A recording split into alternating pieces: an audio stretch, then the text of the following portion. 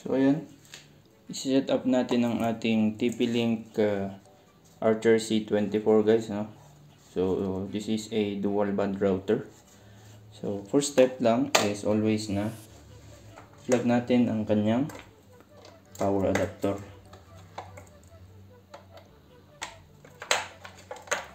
Ayan. And then using a Cat6 LAN cable, yan, saksak lang natin sa kanyang 1 port. This cable is galing sa inyong main router, no?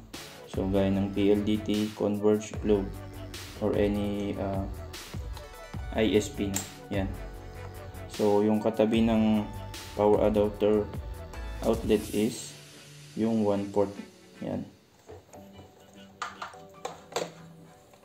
Yan guys. And pwede nyo na siyang i-set up. So using our phone or our computer, pwede natin na siyang i-configure. So let's go. So welcome back guys to my YouTube channel. So ngayon gagawa na naman tayo ng panibagong episode na kung saan isi-set up natin ang TP-Link C24 router, no? So this router is a dual band router and ang model nito is yung Archer C24. So ayan, simulan na natin to. Pero bago yan, sa mga bago pa lamang sa aking channel, don't forget to subscribe and hit the notification bell button. Maraming salamat. So ayan, simulan na natin. So ayan guys, ang gamit ko ngayon is ang aking computer. So connected ako via LAN. So once na ni-plug nyo na yung LAN cable para lagyan ng source ang inyong internet sa 1 port nya, make sure na magsaksak kayo ng LAN cable papunta sa inyong computer or PC. Pero kung phone lang yung gamit nyo guys, don't worry, pwede nyo pa rin siyang ma-set up kahit hindi PC or laptop ang gamit nyo. Connect lang kayo sa inyong C24 router. So yan, connected ako guys. Yan. And then initial step natin gagawin is punta tayo sa Google. And then type natin yung kanyang IP address 192.168.0.1. Yan. And then andito guys, may magpapakita na namang panibagong dashboard dito. Sabi niya create an administrator password. So dito guys is pwede kayong maglagay ng password ninyo. So parang sa akin 129 lang yung lalagay kong password. Yan. Yung advantages, or sabi niya dito hindi pwede yung 129 lang. So lalagyan ko siya ng capital letter. Yan. Ang advantages kasi ng may administration password guys is mas secure yung router nyo, no? Kayo lang yung pwedeng maka-access nito.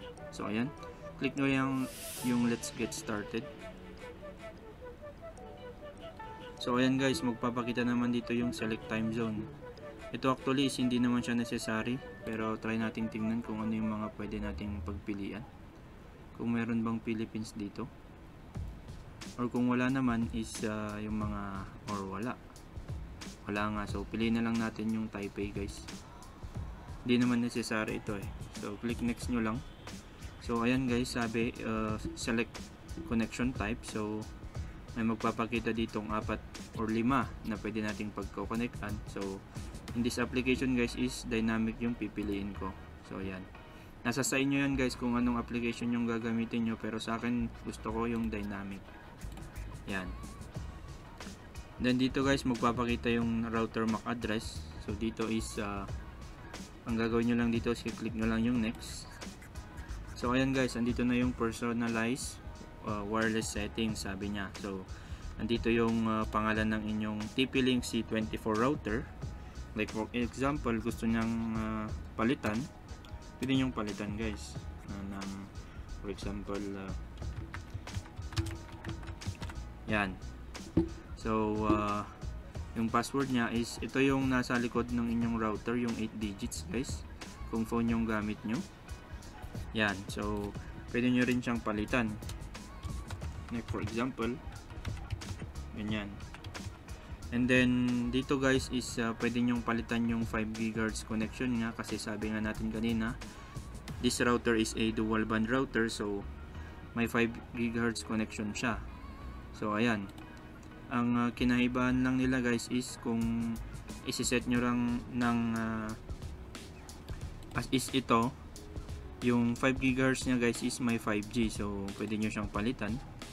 Pero kung ayaw nyo naman, para mas madaling makakonect, kahit ganyan na, depende sa inyo yan guys, pwede nyo siyang palitan. So click next nyo lang, and then magpapakita na dito yung confirm settings nya, yung mga sinet natin sa ating router. Yan, yung wireless settings natin is nakakonect tayo sa 2.4 GHz and 5 GHz, naka-on siya. So yung pangalan ng ating router sa 2.4 GHz is Virus Wi-Fi lang. Tapos sa 5G connection is Virus Wi-Fi, tsaka may 5G sa gilid. So click nyo lang yung next, and then hintayin nyo lang guys, network setup successfully. So click nyo lang yung finish.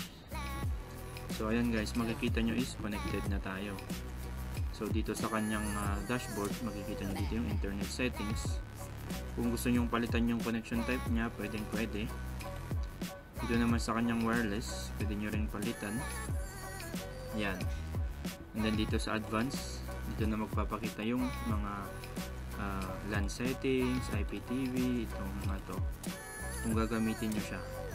Pero common lang kasi yung gumagamit ng, or iilan lang pala yung gumagamit ng mga ganito.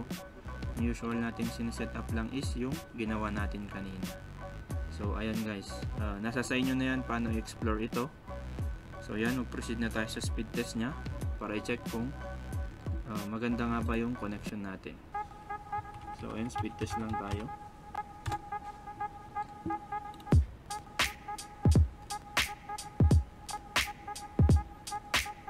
Yan, tayo lang natin guys, no. So ayan guys, no, kanyang download speed is nasa around 90 Mbps. So via LAN ito guys, via LAN. Yan, yung ping ko is 6, yung download speed ko is 93 Mbps. Yan. Later on, let's try to speed test using our phone para i-check kung okay nga ba siya sa phone. So ayan guys, yung speed test ko via LAN is yung ping ko is 6, yung download speed is 93 Mbps, yung upload speed din is 93 Mbps. So ayan, mag-proceed naman tayo kung paano nga ba siya or speed test natin siya sa phone. Ayan, ito yung pangalan ng 2.4 connection, doon muna tayo mag-speed test.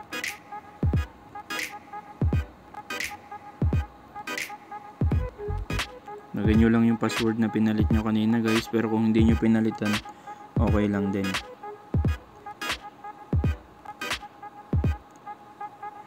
So ayan, connected na ako and tap to share password, sabi niya. So ayan, punta lang tayo sa speed test na app.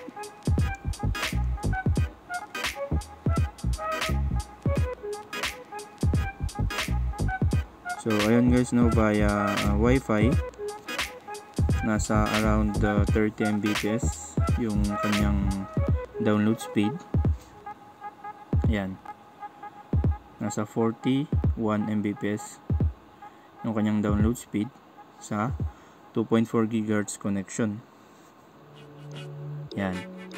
So goods na to guys.